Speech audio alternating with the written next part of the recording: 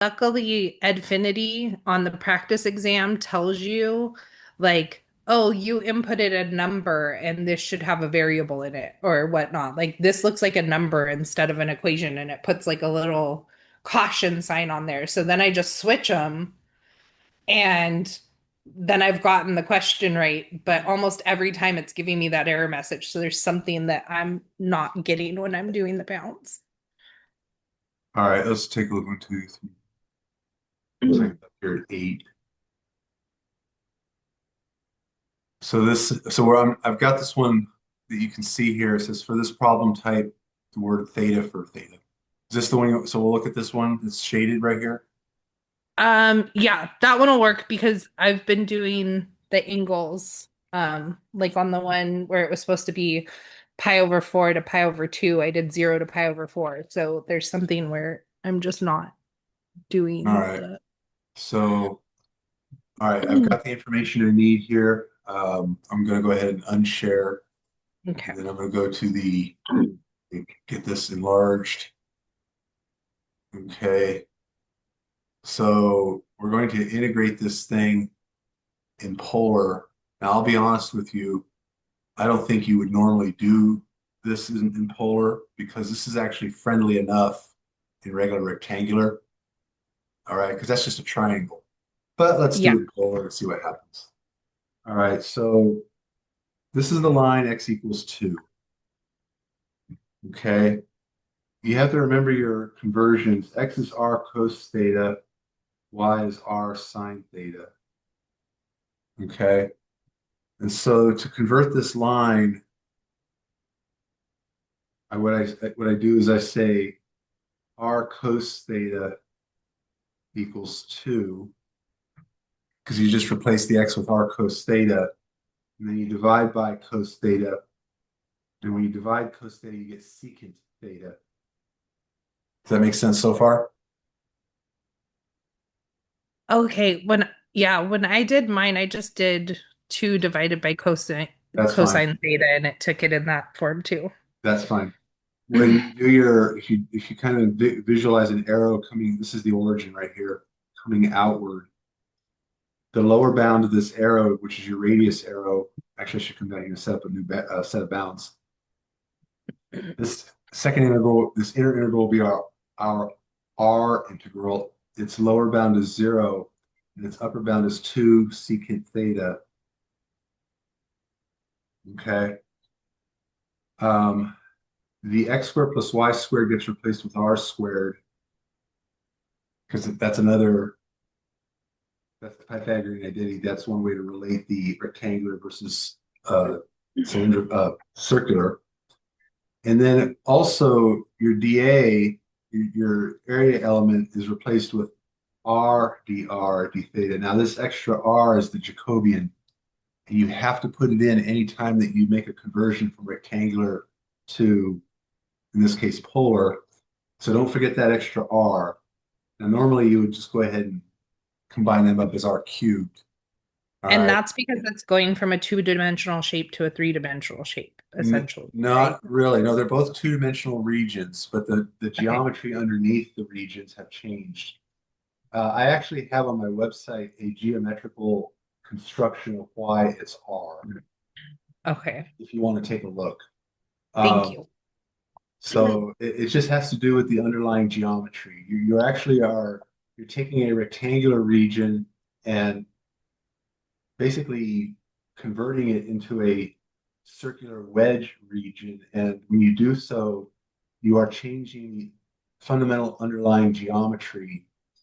And in this case, it turns out that that change is exhibited by this extra R. So go to my website if you want to take a look. I do have a proof of that. All right. Thank As far as our outer bounds go, now we need to figure out what angles get swept out here. And the lower bound is easy, it's just 0.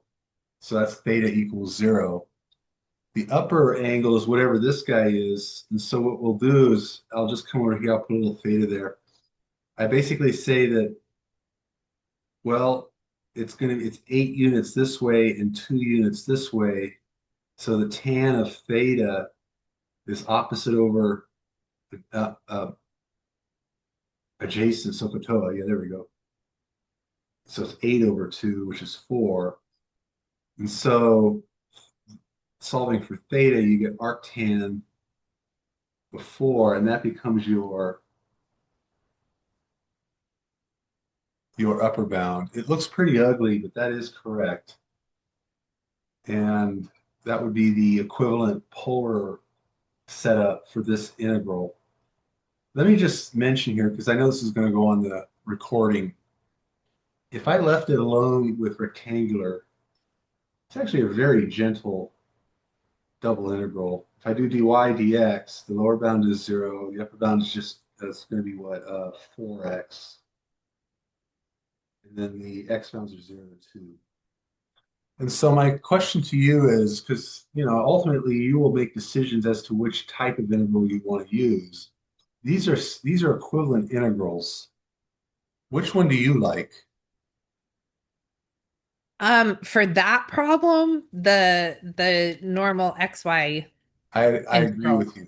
Because these are easily integrable.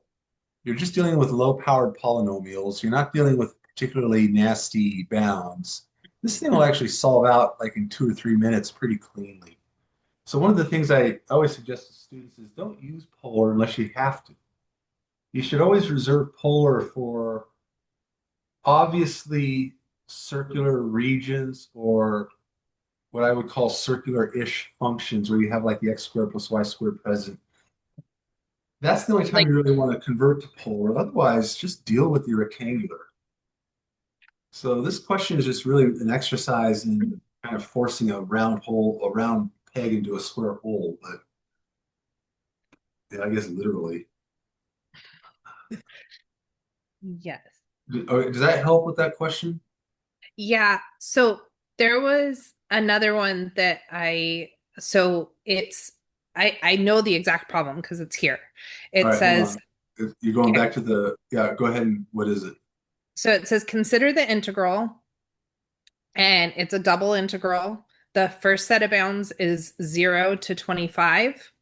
The second set of bounds is 0 to 7 square root x. And then it's f of xy dy dx. And it says sketch the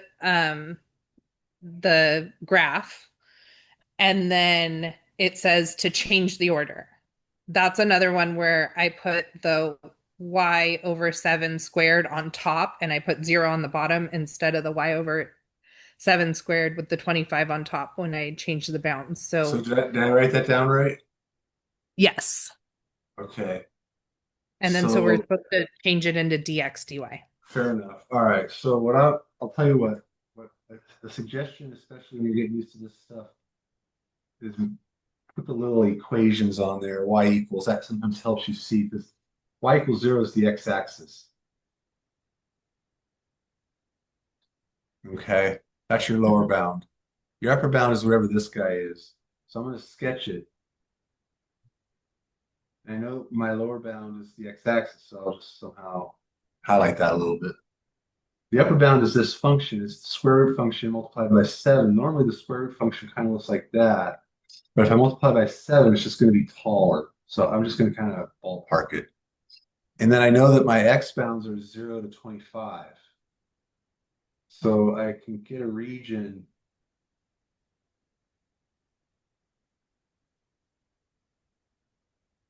like that.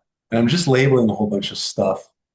Now, I should label this point too. I know that when I plug in 25, square root of 25 is 5. 5 times 7 is 35. So this point is 25 comma 35. Okay. So now my region is this thing. And so what I'm going to do is let's come down here, I suppose. We're going to swap the order. It's now dx. So I'm going to visualize an arrow going in the x direction, just anywhere. And you have to ask yourself, where does it enter and where does it exit the region? So as you draw your arrow in the x direction, where does it enter? Well, it enters along this curve. Well, this curve is y equals 7 rad x. What I need to do is solve for x. So that'd be y over 7 equals rad x. And if I square both sides, I get y squared over 49 equals x. So that's the entry bound. Okay. The exit bound is the 25. And then the y bound's just constants, and I just simply look at the extreme. It basically spans from 0 up to 35. If I just kind of visualize that coming over. So from 0 to 35. And that would be the equivalent integral set up in the opposite ordering. Perfect. Does that The make arrow, sense? yeah, the arrow from left to right helps because I was going down to up. That That would be if but you're doing when you're, dy. yeah, so I got 0 to, you know, y over 7 squared for my x bounds, but that would actually, that's your y bound. So that makes sense. So I'll just start drawing those arrows from left to right when it's x and from the bottom to the top when it's y, and then I Correct. won't make that mistake. All right. So again, does that clear up any, does that clear up this problem for you? Yeah, I have, and like I said, Infinity gives you the little exclamation mark. So then All I right. got it right when I did it because then I was like, oh, I have the equation in the wrong spot, so I must have it in the wrong order. But the arrow that you showed, that you drew, will help me much more, just like the tree helps when you're doing the Yeah, partial integral. a lot of Like, it's just kind of visualization. yeah. Let me see what other Zephania, did you have any problems that you wanted him to go over? I'm like, I've done two, so I don't want to keep asking questions if you have questions.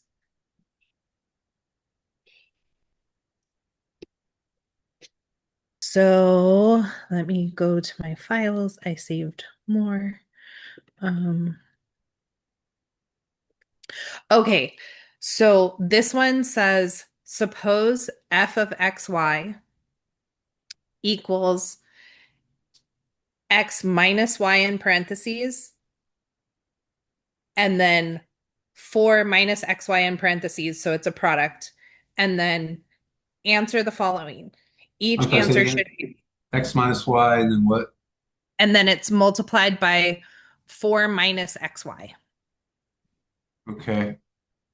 And it says answer the following. Each answer should be a list of points A, B, C, separated by commas, or if there are no points, the answer should be none. All right. I think I found it on you want the local max, local min, and saddle, right? Yeah, so I All couldn't right. figure out how to find the point, so I solved it by going to the Desmos 3D calculator and Okay. then looking at where they were, but you can't always do that. Those Okay. happen to be like right on a cross point. So Well, I was let's go ahead and FOIL this thing out. okay. So we'll get 4x, then we'll get minus x squared y, then we'll get minus 4y, then we're going to get plus xy squared. Then we're going to take partial derivatives. And I don't think there were any bounds on this. I think we're looking at the entire XY plane. So we Correct. take partial derivatives. We get 4. So with respect to x, we get 4 minus 2xy. That drops out. And we get plus y squared. And with respect to y, we get that drops out. We get negative x squared. Take away 4 plus 2xy. I All got right. to that I got to that point and I set it equal to 0, Uh-huh. and but then it seems like I didn't think that complicated answer that I got for setting x equal to 0 was something I was supposed to plug in for y. So that's where Well, I decided that I was doing it wrong and went to the no, Desmos. it looks like it'll work. You get a little lucky on this because you have a nonlinear system. And With linear systems, you can use all sorts of tricks to solve it. You can use Kramer's rule and you know REF and so on and so forth. But with nonlinear systems, you're pretty much stuck to just hoping it works. It turns out if I add these two equations, what happens to the two xy's? The the XY's cancel. So I'm going to add the two equations. That means I'm going to get y squared minus x squared, and then the fours cancel, don't they? Yes. And so I just get y squared minus x squared equals 0. And I can do a couple things with that. I can either factor it or just solve for y directly. Either way, I'm going to get y equals plus or minus x. Okay. And so let me go back to the problem.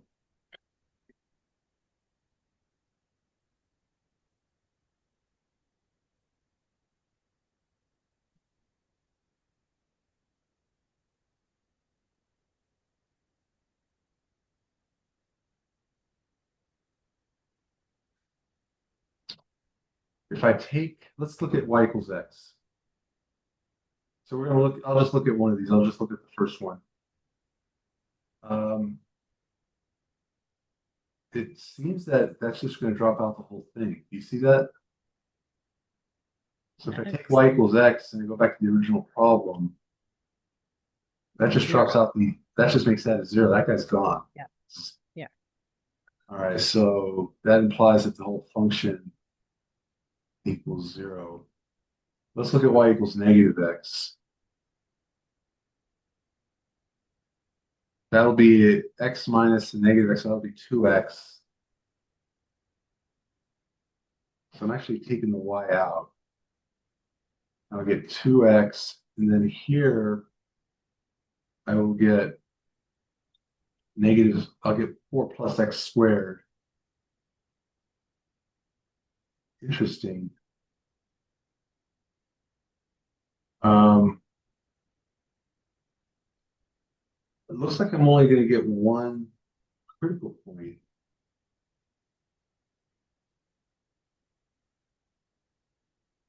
So that would make that seems, I don't think that's right. Um,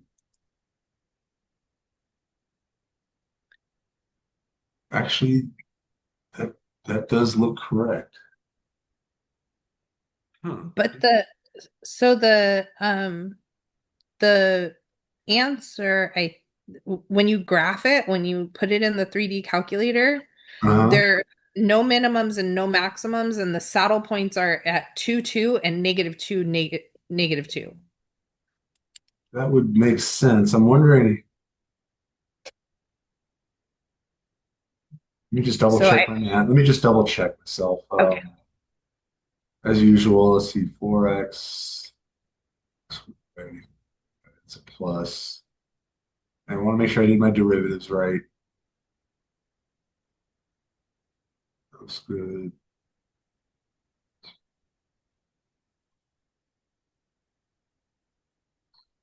That looks good. I add them. Boom, boom. I don't see any mistakes.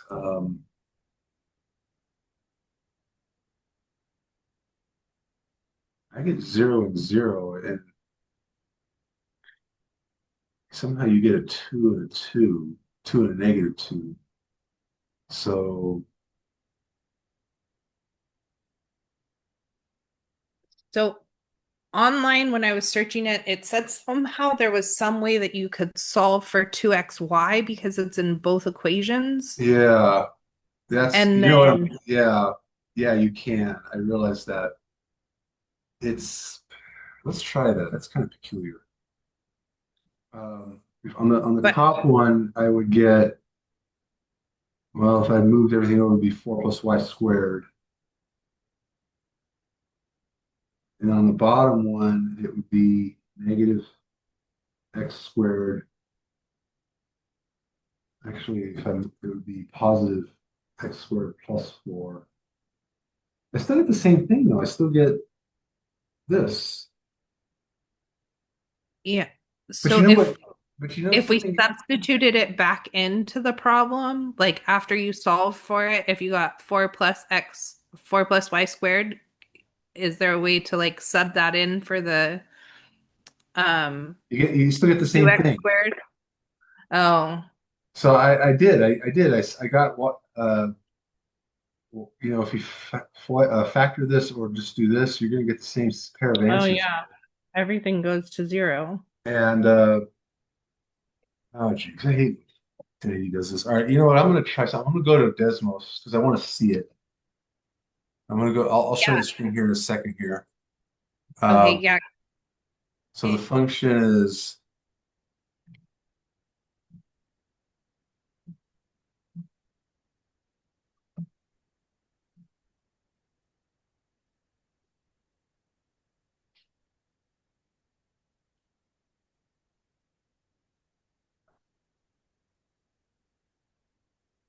all right.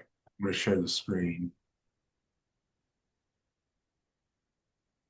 Yeah, it ends up 220 Yeah, you and can see the two saddles. There's one right there at 2 and 2.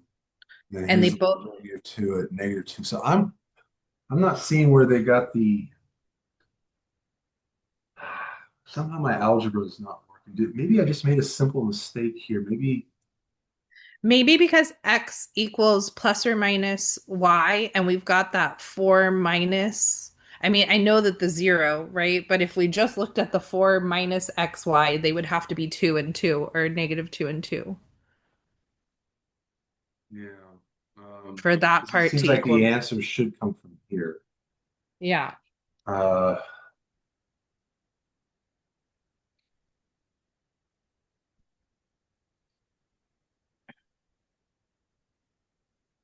you know what? What if I'll tell you what, one other thing I'm gonna try here. I'm gonna take the foiled out equation, and if I plug in y equals x,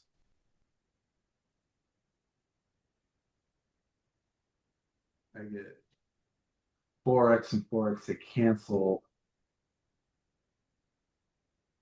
Actually, everything cancels. Yeah, because no matter what, it ends up Yeah. zero. If I plug in y equals -x, I get that would be 8x. So y equals -x. That's right. I get 8x. That would be positive x cubed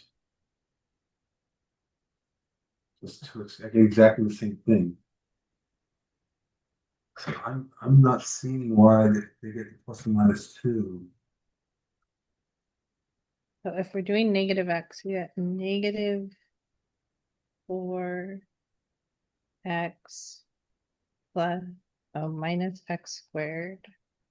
Oh, you know what? I got one more idea. You know what? I think I'm conflating two things here. Actually, this is obviously correct, but right here, maybe it's not so correct. So let me go ahead and I just saw it now. If I get 2x cubed plus 8x, um, all right, I think I'm good. I see it now. Actually, writing this out helped me see it.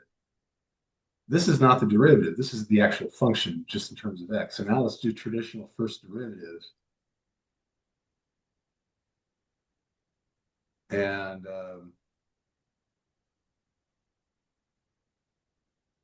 let's see what happens here. I still get non, oh, gee whiz. I still get non real answers because when I set the derivative here to 0, that doesn't work. I'll just get imaginaries. Yeah. Ah, geez. Frustrated. Um, I'm obviously not seeing something. Sorry about that. I'm just going to stare at it for a moment Okay. because this should not be that hard. It's just a polynomial. unless I made an error somewhere with the derivative, and if I did, please let me know, but I don't think I did. Um, That's the same thing I got for my derivative. So if you did it wrong, we got the same mistake. and I don't see any other trickery here. I mean, this would be the natural thing to do. You suggested solving for 2xy. You still get the same thing. You're still going to come down with this thing right here. You're either going to get y is plus x or y is negative x. And y is plus x. Um,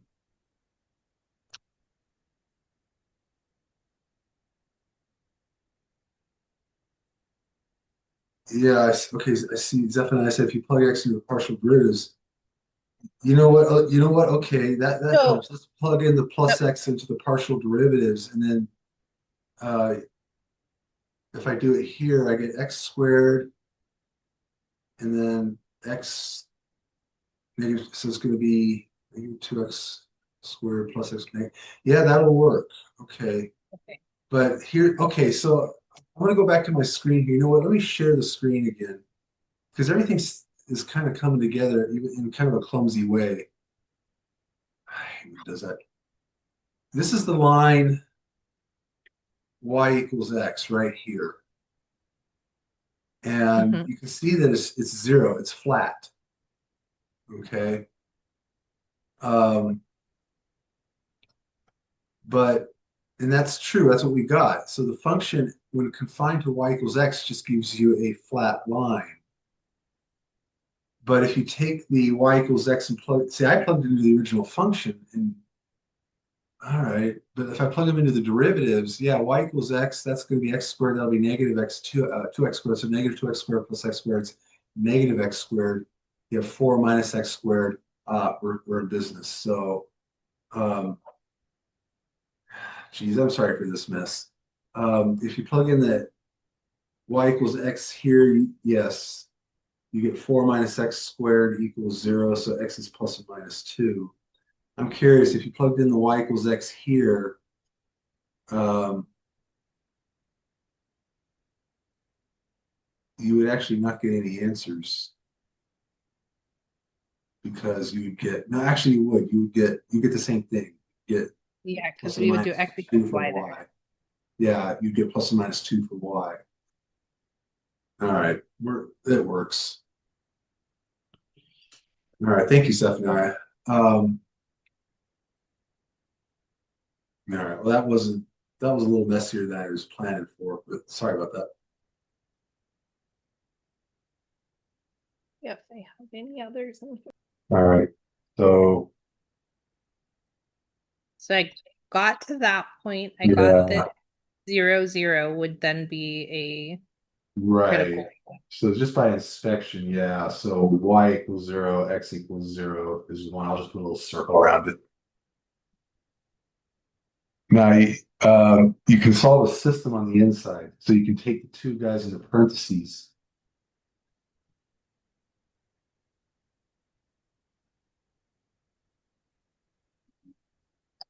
And you can solve a system. And that's actually a nice little system here. In fact, what I'll do is just give me a second here. I'll rewrite it where everything's kind of stacked.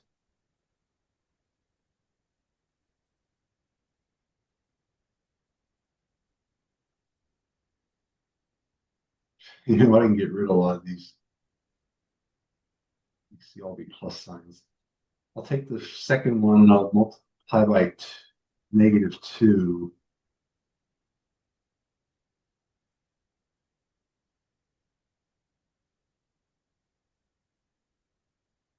Oops, we'll get negative 24, y equals negative 2. So that gives me, if I add, I get negative 18, y equals negative 1, so y is 1/18. And then if I go back and substitute to get x, it doesn't really matter which one I do it in. I'll just pick one. I'll pick let's just, I don't know, let's just do this one right here. Y is 1/18, so I'm pointing to it. So that would be 6/18 is 1/3. One take away a third is 2/3. 2/3 divided by 12 would be a 2/24. So X should be 1/12. 2/36. 30. What did I say? Yeah, you're right. Sure. So 1/18. All right, looks like it's correct. And let me just do that again. So six, this 1/3, 2/3. Yeah, you're right. All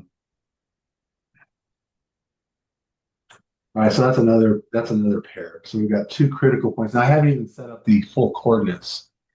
Now it turns out that the other points can be found by coming back to this original one here. And let's take them one at a time. Let's take x equal to 0. That makes the bottom 0. But if I plug in 0 here on the top, I get y, and then that drops out to negative 12x. I get y, and then I get 1 minus 6y, okay, equals 0. And that, now we already know that y is 0 is one answer. So the other answer would be y was 1/6. So it looks like x equals 0 and y equals 1/6 is another critical point. A little circle around that. And then same deal, I'll take the y equals 0 separately. That makes the top 0. When I plug in the 0 for y here, that drops out this guy. And the bottom is x, and then 1 minus 6x equals 0. And we already know that x is 0. That was this guy. But we also know, we also get x is going to be 1/6 as well. So it looks like a fourth point occurs here. So here are your four critical points. Here, here, here, and here. And as far as classifying them, well, first of all, you need to get the z values. You can get the z values at any time, just plug them back into the original function. Okay, so, Is just, that faster than finding the D value and well, the f of the x z values value? don't tell you whether it's min, max, or saddle. You just, if it wants the full coordinate, you need to give the full coordinate. So you may have to get the No, z values anyway. it doesn't want the full coordinate. It just wants to know whether it's a saddle, If that's max, or a min.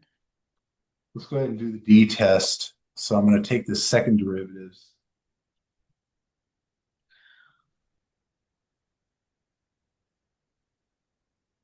So f sub xx would be, that drops out, that's going to be negative 12y.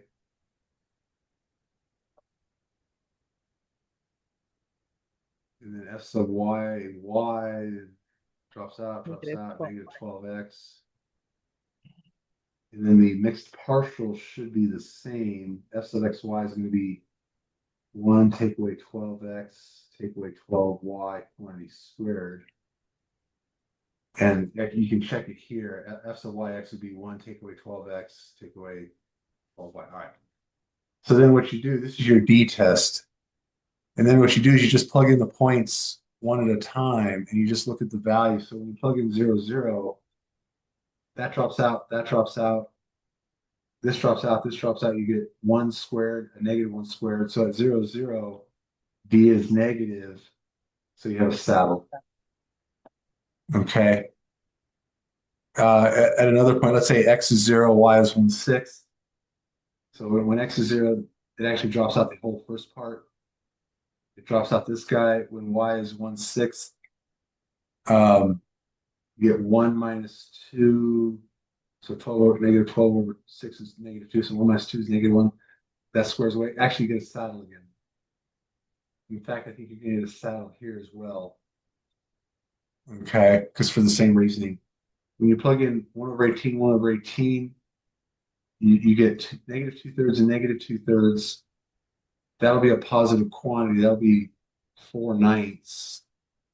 And then when I plug in, see 1 over 18, 1 over 18, that'd be 1 minus 2/3, which is 1/3, minus 2/3, which is negative 1/3, squaring, which is positive 1/9. Then we minus that, so minus 1/9, so we get 3/9. That's a positive quantity. The And local then minimum. the original second partials at 1/18th, both were negative. So you have concave down, so this is a max.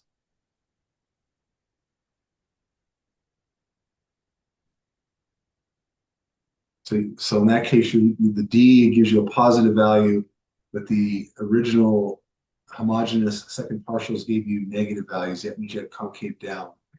So you have a max.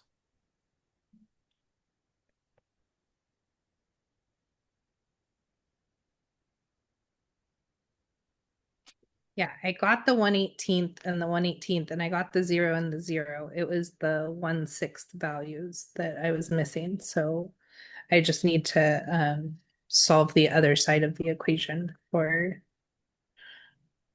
so Right. Well, I by was plugging inspection, go ahead. I was plugging 0 into the wrong equations. Like instead of plugging, like I was getting 0 still, instead of realizing that I could put x equals 0 into the top equation and then getting the y minus y squared equals 0 and then bringing out the y and getting the 1 minus 6y and Right. then what the y is 0 was the 1 and then solving the other in the parentheses for the I missed that part. That was the part I was missing. This is So another one that you might want to graph just to see the picture. yes. You will have access to the same four decimal sites I gave you on test one. So Perfect. And then I finally got to where I have this one, but like I pretty much have this one down, but one that stumped me when I was first doing them was the find the partial derivatives of f of xyz equals z arctan y over x. I had to look up that it was the arctan was u prime over 1 minus is the that the one? yeah, yes. So what was the question? Just find the It just partials. says find all the partial or find the partial derivatives. So it was f of x, f of y, and f of z at 0.445. And 4, 4, and 5 are all positive. All right. F sub x is, let's see, C's a coefficient. Yeah, you're right. It's C, and then you're gonna get that arctan form. So it's gonna be 1 plus y over x, 1 squared. Then you have to take the derivative of So then you that get negative negative, x or negative y over x squared. right? And then you multiply the whole thing through by x squared and it looks better. Yeah, you can simplify that. That's not too hard. Yeah. Um, but you know what? Since it just wants to plug in numbers, I almost just say just do that. So negative y is negative 4 over 16, 1 plus 4, 4. Actually, it's just 1 squared. So this is just 2. 1 plus 1 is 2. So 4 with 1/8, negative 1/8, so negative 5/8. I think that's what it looks like. I'm doing that in my head, so hopefully I got it right. That's right. Yeah. Yeah, I would, if all it wants is numbers. For the f sub y, same thing, z is a coefficient, do the same thing. This time the derivative with respect to y is just 1 over x. Plug in the 5 for z, the 4 for x. You get the same thing on here, you get 2. So if you get 1/8, you get 5/8 again. You get positive 5/8. And then for f sub z, well, it's just arctan of y over x. Well, 4 over 4 is 1. And that's a number you should know. That's going to be pi over. Yes.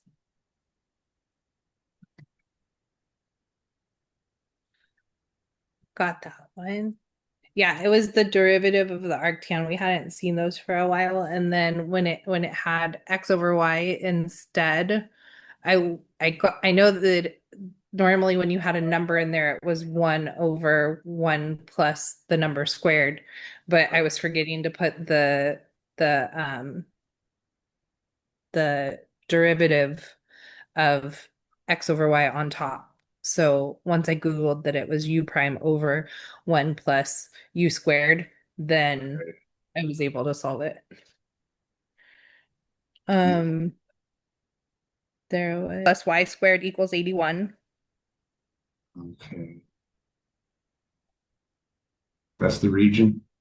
Yeah, and then it says find the absolute minimum and the absolute maximum, and then state the points at which they occur. All right. Let's do the partials.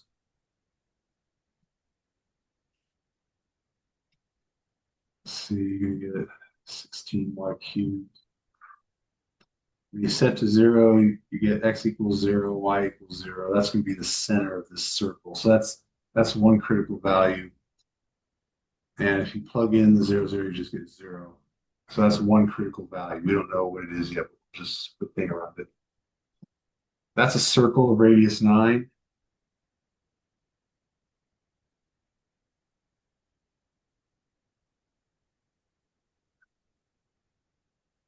Um,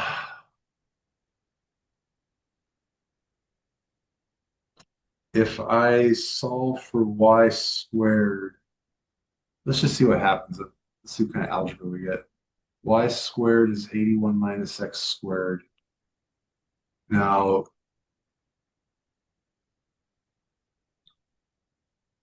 that's y squared squared. So I have plus 4 and then 81 minus x squared quantity squared. And that is going to be a quartic. Um, let's go ahead and just work it out. So I get 81 squared times 4.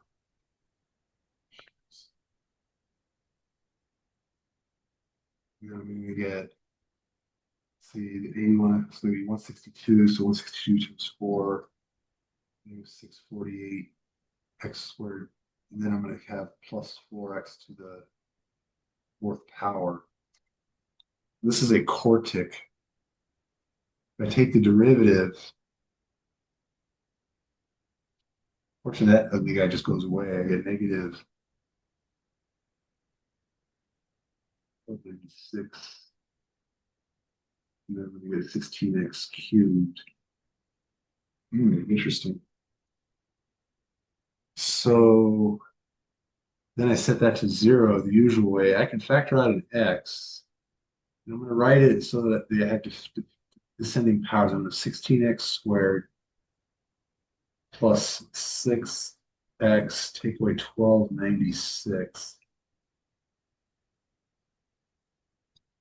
Well, I get x equals 0 again, which I got up here. So, all right, fine.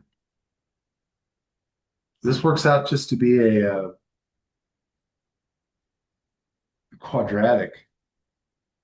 I'm not going to even try to factor that, but I would use the quadratic formula. So it's going to be negative 6 plus or minus square root of 6 squared. So 36. I'm sorry, square root of 36, 6 squared. Take away 4ac, so take away 4 times 16. Now this negative will make a plus, so 1296 all over 2a, which is 32. And again, I'll just use a calculator here. So the inside of that radical is 36 plus 4 times 16 times 1296. It's 82,980. When I take the square root of that, I get 288.06.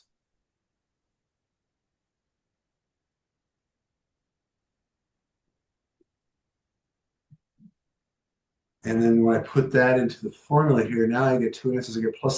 I get negative 6 plus 288.06. So let me try that. And then I divide that by 2. I get 141.03.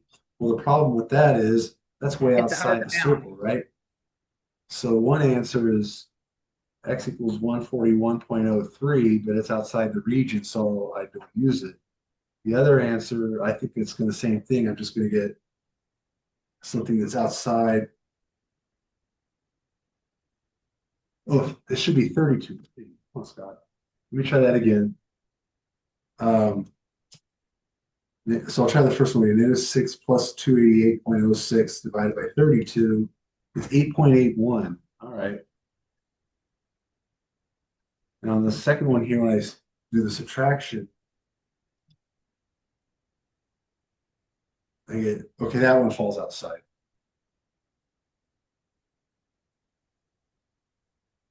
All right, so this one falls outside, so I don't use it, but this one actually falls inside, so I use it. And so what I would do is once I've got X figured out, since I'm on the boundary, I just go back up to here, plug in the 8.81. So 81 take away 8.81 squared is 3.389, 3839. When I take the square root of that, I get about 1.839. So actually, I get two of them. I get plus 1.839 and 1.84. And I'm going to get the other one will be the negative thereof. So that would be your other two critical points.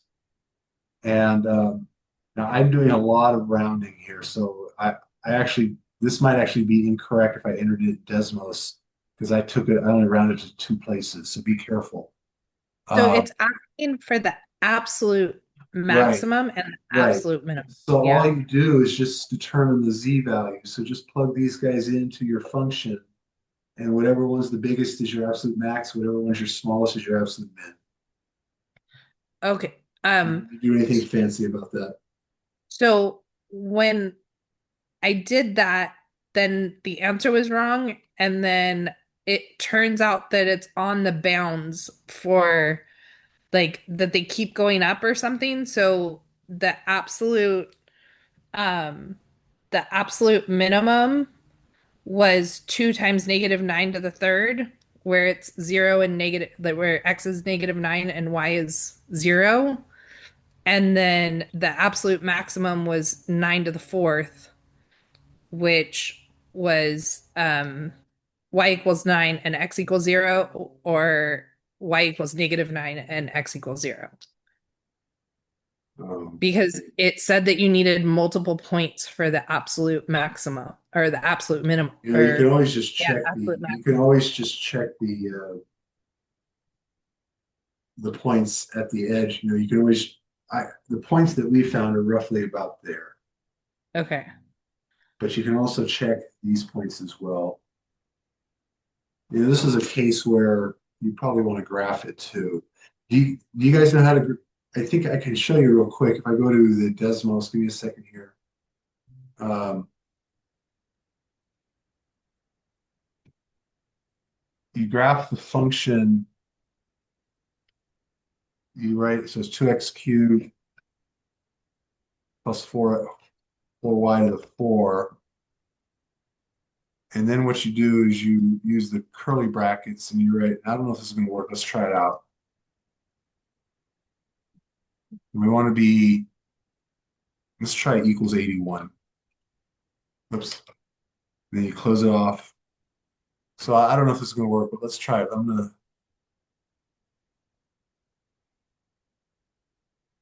Uh,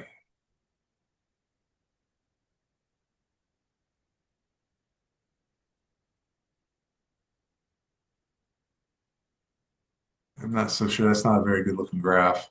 Let's try the less than or equals. Yeah, okay. It's not very satisfactory. All right. Maybe this isn't so good. All right. Yeah, I've been trying to. Again, unless I made an arithmetic mistake somewhere, I would say that these are correct because this everything seems to line up. So, Okay.